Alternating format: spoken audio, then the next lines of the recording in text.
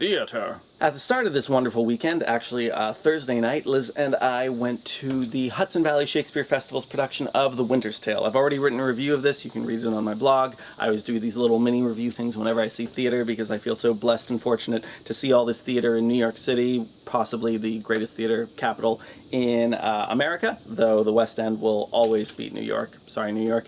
And I'm just so grateful that my company reimburses me to see a lot of great theater. So, you know, I feel like the least I can do in that situation is at least tell other people what it's like, and if they are trying to figure out a show to go to, maybe my blog helps one or two people. That'd be great. All I want to say is this is a fantastic production. I had no idea how incredibly professional the Hudson Valley Shakespeare Company is. I might have mentioned a few weeks ago when we were in Cold Spring for the 4th of July parade, there were a bunch of like preteen girls advertising, you know, Hudson Valley Shakespeare Festival, and so that gave the perception to me of like, oh, how cute, there's probably a bunch of little kids like doing Shakespeare, they probably have no idea what they're saying, but good for them giving it a try.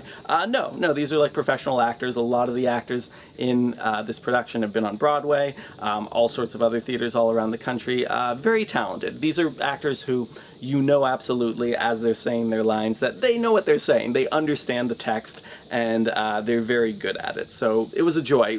And here's the thing, totally great production, can't recommend it enough. There's great music, great acting, great story. I wasn't familiar with The Winter's Tale. I really love the way that the first act has kind of this tragic, dark feel, and then intermission, and then you're in a new location that's still related. You understand why you're at this new location, but everything's happy there. There's a sheep shearing festival, and that's wonderful. And then the way everything comes together and finishes at the end is really wonderful. It's probably one of my favorite Shakespeare shows now that I really understand the plot line. I actually saw The Winter's Tale at Syracuse, put on by the students back in probably 2007, and I don't know how much of it I comprehended. I remember Stephen James Anthony being a fantastic clown. That's really all I remember.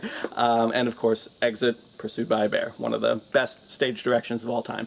Really what I want to talk about with this, though, because you can read a lot of this stuff in my review, is, oh my god, what an incredible location. Like, as someone that is lucky enough to design theaters for a living, man, how cool would it have been to realize, to be the person, and I'm sure this was a person, who realized the opportunity for putting the theater here on this precipice. That you have this big field and then this incredible view of the Hudson Valley. You see the train, you see the valley, you see the water, the Hudson River, and it's so picturesque and so serene and tranquil and gorgeous. And when you have the theater set up there, it's an outdoor theater, of course, you have that there's almost no scenic design, and so the backdrop is this incredible view, which makes for really, really beautiful moments in the show, and entrances and exits. The fact that you can have someone coming up from the other side of the hill, walking hundreds of feet before they finally enter the stage is incredible. One thing I thought is cool about the space is, even though